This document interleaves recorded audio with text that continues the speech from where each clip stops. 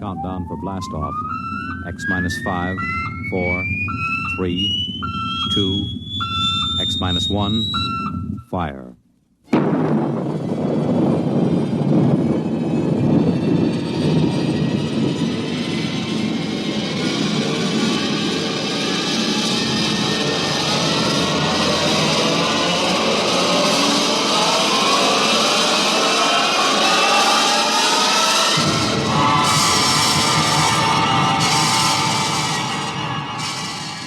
From the far horizons of the unknown come transcribed tales of new dimensions in time and space.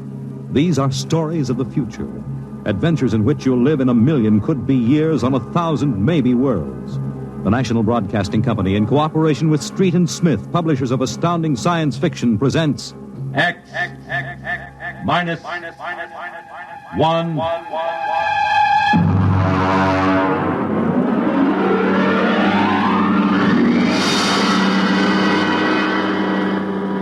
Tonight's story.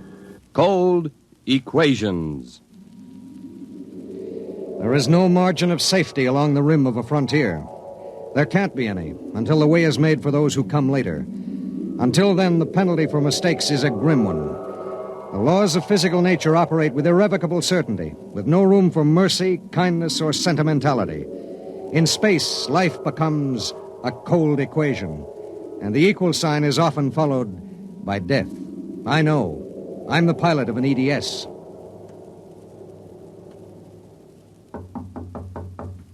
Come in. You sent for me, Commander? Yes. Sit down, Barton. We just got an ED from the Territorial Space Station on Woden. Woden. That's in the Crab Nebula, isn't it? That's right. There are 2 exploration parties there on Manning's continent. 8 men each. Mm-hmm. They've got calla fever in one of them and no serum. Oh, and I thought this was going to be a nice, quiet passenger run. Computers are working out your payload and your course right now. In exactly 10 minutes, we'll drop in a normal space and launch your ship. I'll get her ready. One thing. What's that?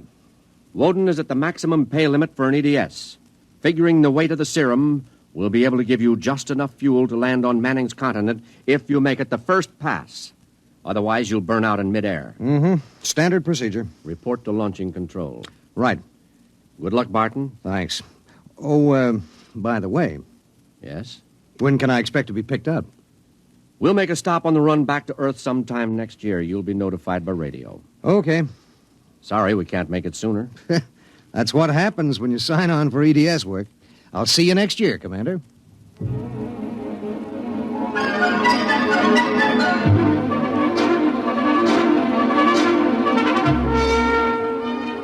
Down in the belly of the Stardust, the crew was working like beavers to get the EDS, the emergency dispatch ship, ready. Mechanics and technicians were swarming all over the place. Girls in inspectors' uniforms were checking the gauges in the supply cabinet. 9 minutes later, the exact course was in the computer. The serum was stowed in my supply cabinet closet, and little EDS 4G3 was ready to be born into space. Barton, Yes, sir. 30 seconds to blast off. All set? All set. I'm turning you over to traffic. Ready. Traffic control. Come in, EDS 4G3. Ready. 20 seconds. Lock open. 15 seconds. Space drive on. Space drive on. 10 seconds. Gravity neutralizer on. Neutralizer on. 5 seconds. 4, 3, 2, 1. Blast off.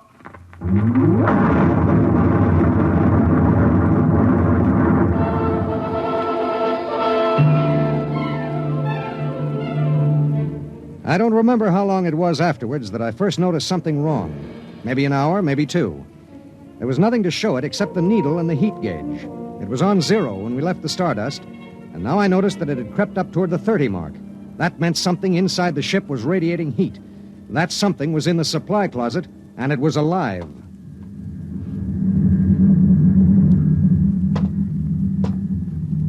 All right, come out. Whoever or whatever you are, if you don't come out in 5 seconds, I'm going to blast you. 1, 2.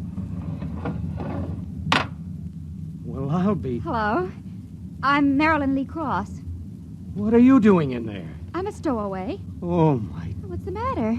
Do I have to pay a fine or something? What are you doing here? I wanted to see my husband. Who's your husband? He's with the government survey crew on Woden. I haven't seen him since he left Earth 4 years ago.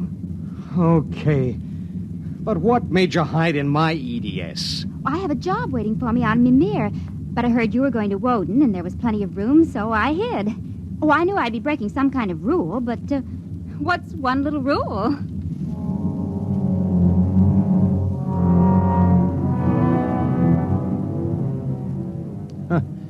What's one little rule? H amount of fuel will power an EDS with a mass of M safely to its destination. H amount of fuel will not power an EDS with a mass of M plus X safely to its destination. Well, how could she be expected to know? She was 5'2" with brown curly hair and the faint, sweet smell of perfume. She was 5'2" and she smelled like apple blossoms. And her name was X in an equation that would have to be balanced.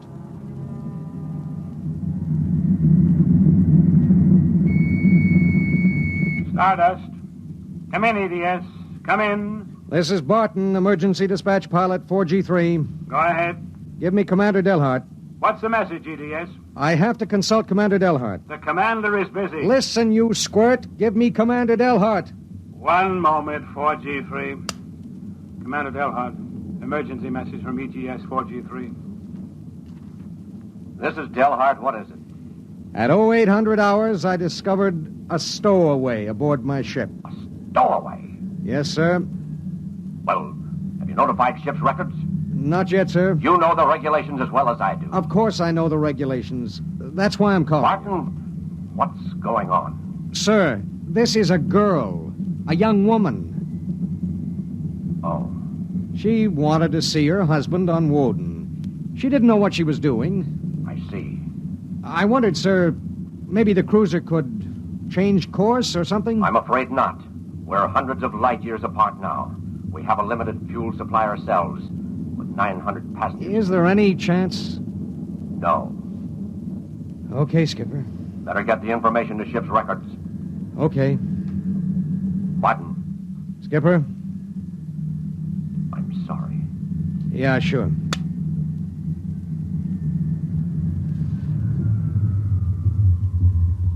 You cut our acceleration, didn't you? Yes. Why? Well, save fuel. For a while. How did you manage to stow away? I was taking a language lesson in Mimirese from a girl in the inspection corps. The order came in for your trip, and I just went along on an impulse. Oh, it was easy. I'll be a model prisoner, I promise. Oh, if you were only a thief or a spy, it would make it easier. Make what easier? Forget it.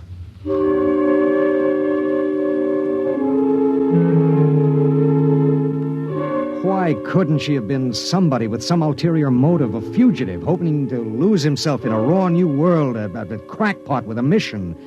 Why did she have to be a woman? A beautiful, kind, trusting woman?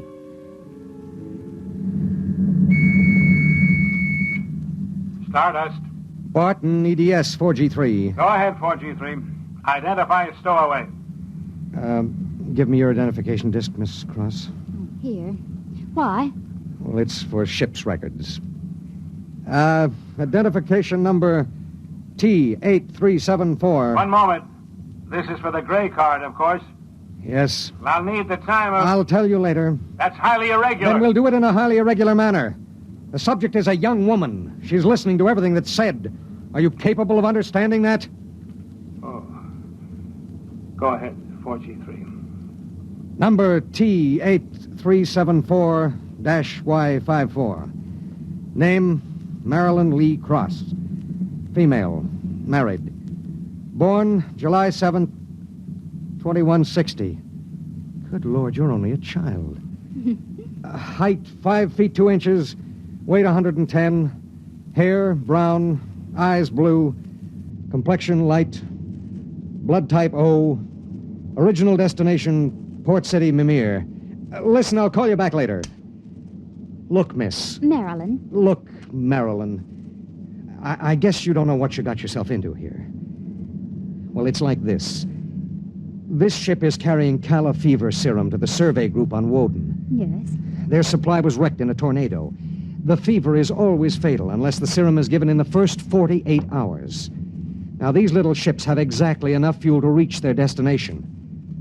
If you stay aboard her, your added weight will cause it to use up all its fuel before it can land. What happens then? We crash. You die, I die, and 6 fever victims on Woden die. Well, can't they send out another ship to meet us? There are no ships to send. Well, Oh, no.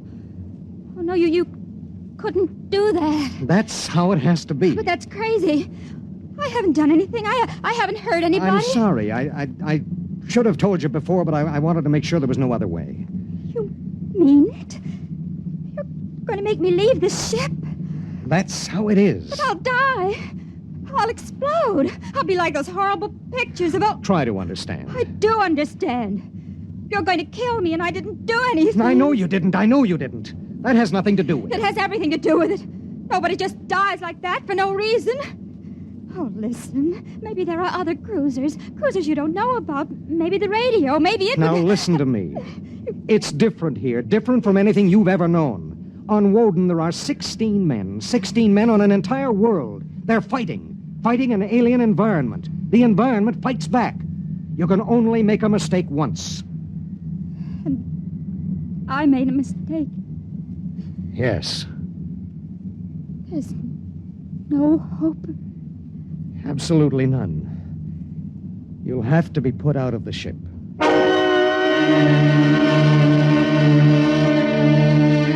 It was better so. With the going of all hope would go the fear. Then would come the resignation. She needed time, and there was so little. EDS. Starship to EDS. Need pertinent data. All right, Starship. When do you expect to complete your report? I need a computer check. I'll give you statistics. Statistics. This is EDS 4G3. I'm intersecting course vector 7.3 at 0831. Deceleration 1750, weight 1 ton. I would like to stay at point 10 as long as the computers allow. Will you give them the question? Check. I'll call you back. We wouldn't have long to wait. The new factors would be fed into the steel maw of the computer bank, and the electrical impulses would go through the complex circuits. Here and there, a relay would click, a tiny cog turn over. But it would be the current, formless, mindless, invisible, which would determine with utter precision how long the pale young girl beside me would live. 5 little segments of metal in the second bank would trip against an inked ribbon, and the machine would spit out the answer. You will resume deceleration at 1910. It was 1810 when he spoke. 1 hour. She has 1 hour to live.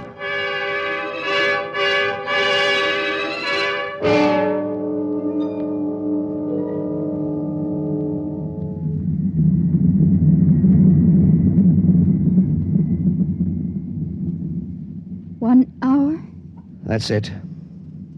All I did was hide in a closet. And now you tell me I have to die. I don't believe it. You might as well get used to it. If this happened back on Earth, 1,000 ships would fill the sky. The whole world would know about it. They'd do everything to save me. This isn't Earth. It was such a big dream. Jerry and I separated almost 5 years ago. We were too young. And I was going to see him to try to make everything all right again. Are you married? I was. Oh? She ran off with some guy in the weather service. Do you still think about it? I don't let myself. Where is she? Back on Earth. Look, if you don't mind, I'd just as soon talk about something else. Okay. What do you do when you've got an hour to live?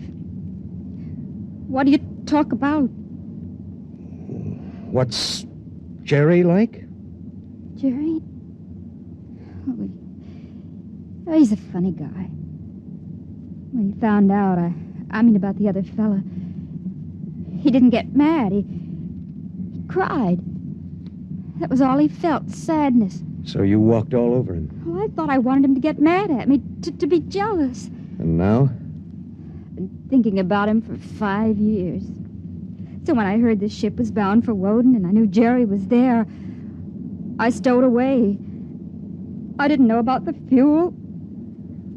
I didn't know this would happen to me.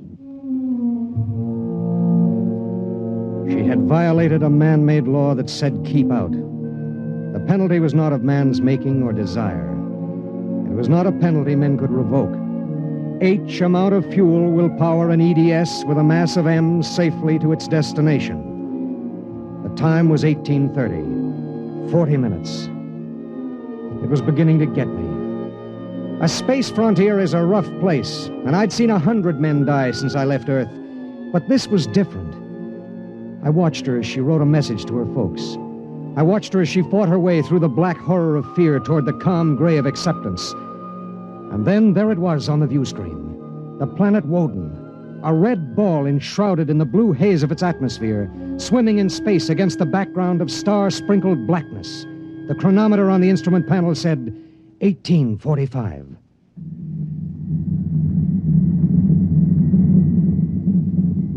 Listen, we're in radio range of Woden now. I mean, would you want me to try to contact your husband? Jerry? It'd mean he would know you're going to die. There'd be nothing anyone can do. Yes. I would like to talk to him. Do you think we can? Well, the planet is turning. If his group is on the side facing us, we might be able to reach him. Oh, try. All right. Hello. Hello, Woden. EDS to Government Survey Group. Can you hear me? Come in, Woden. They may not be monitoring. Hello? Hello? Hello. Identify yourself, please. This is Government Survey Group 1 on planet Woden. This is John Barton, EDS pilot. Do you have the serum? Yes. How bad is it? 1 man died last night. 6 have the fever. How long will it take to... I start deceleration at 1910 hours. I should be able to land at 1930. Thank God. Look, do you have a Gerald Cross in charge of the group? Commander Cross? Yes, we do. Could I speak to him?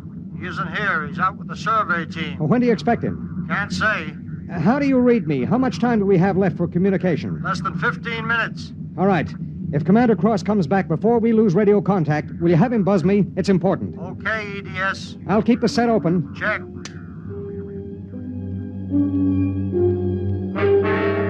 The minutes passed like small bits of eternity. On the view screen, I could see Manning's continent sprawled like a gigantic hourglass in the eastern sea. There was a thin line of shadow where it was beginning to disappear as the planet turned on its axis. I looked at the pale woman next to me, and I thought of another woman long ago who'd sat next to me and cried because I wouldn't try to understand. What had she written in those letters back home? What would they think of the faceless, unknown pilot who'd sent her to her death? What would I think of myself alone nights, reliving this voyage?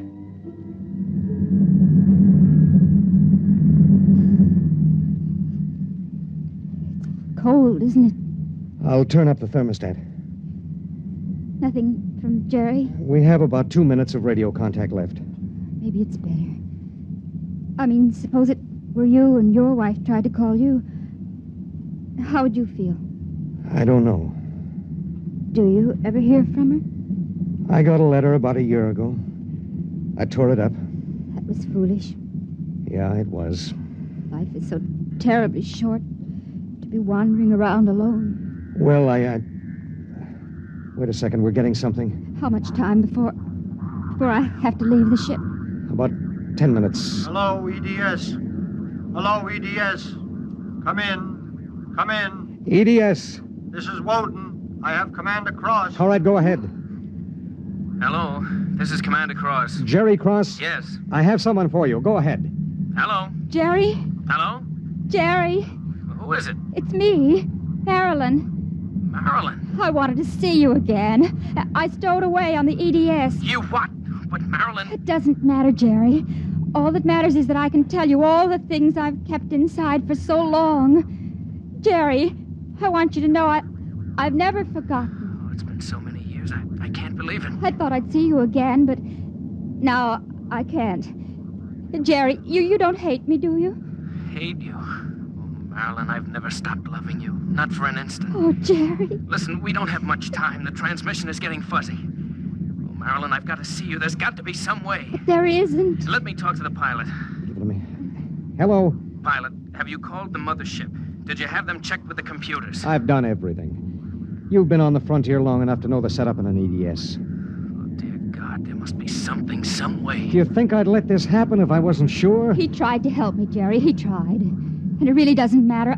I'm not frightened anymore. Not now. But how did you get here? I don't understand. Well, I was going to Mimir to take a job, I thought. And now I realize I was just going because I'd be closer to where you were. Oh, Jerry, all this time... Don't. Let me tell you something. Marilyn, I've always known you'd come back to me. I've known it every minute. It's what's kept me alive.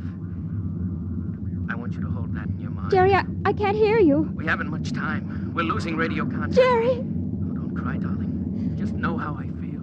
I do. It's fading. There are so many things to say. Jerry, if you can still hear me, maybe I'll come to see you again. Maybe I'll come to you in your dreams, or be the touch of a breeze, or one of those golden-winged little birds singing my silly head off. Maybe I'll be nothing you can see or hear, but you'll know I'm there. Think of me like that, Jerry. Goodbye. Goodbye, my darling. She sat motionless in the hush that followed. And then she looked at me. Now? Now. I pulled down the black lever, and the inner door of the lock slid open. She walked with her head up and the brown curls brushing her shoulders. I let her do it alone. She stepped into the lock and turned to face me, and I could see the pulse in her throat. I'm ready. I pulled the red lever, and there was a slight waver as the air gushed out. I thought I sensed a bump, as if something had bumped the outer door. And then there was nothing. The white hand of the closet temperature control was back at 0. A cold equation had been balanced, and I was alone in the ship.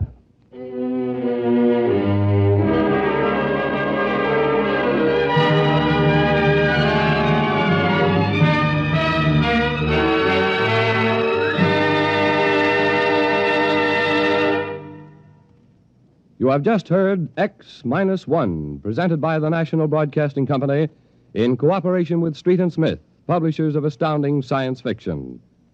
Tonight, by transcription, X-1 has brought you Cold Equations, written by Tom Godwin and adapted for radio by George Lefferts.